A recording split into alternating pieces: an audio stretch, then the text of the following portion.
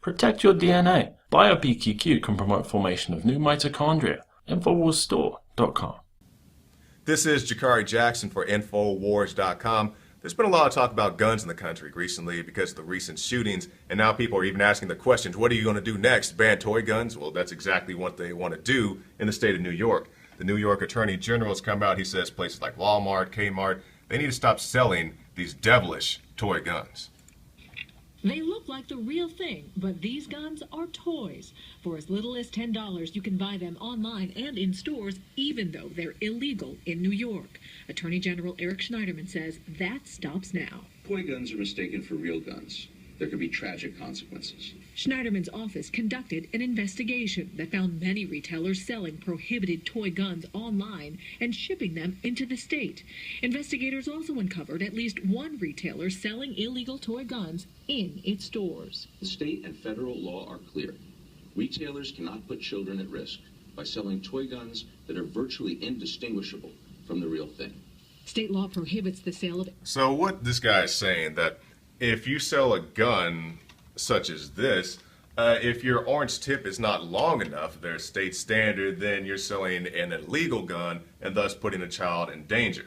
Now, when I look at this gun and I look at this gun, which is actually a gun, looking at them like this, I can tell this is a toy gun and this is at least what appears to be the real thing. Now, granted, if somebody's carrying these in a waistband, you don't really know, especially if you're walking at a distance.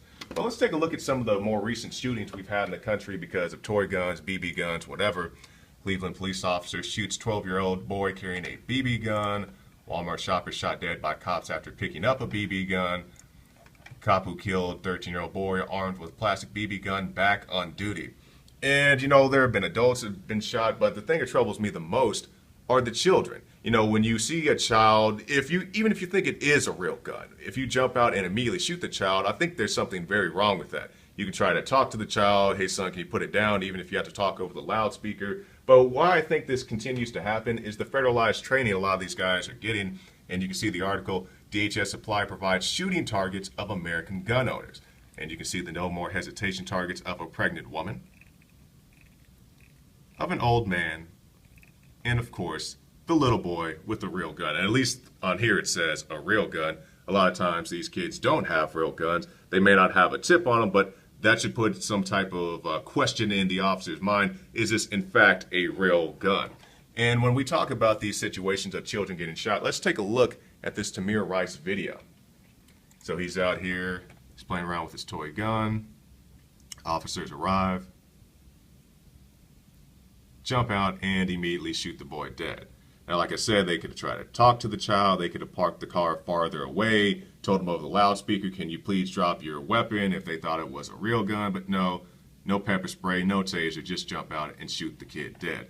And then people say, well, you know, he had a gun or something that looked like a gun. What is the officer supposed to do? Well, we see instances where officers shoot at people who aren't even carrying a gun.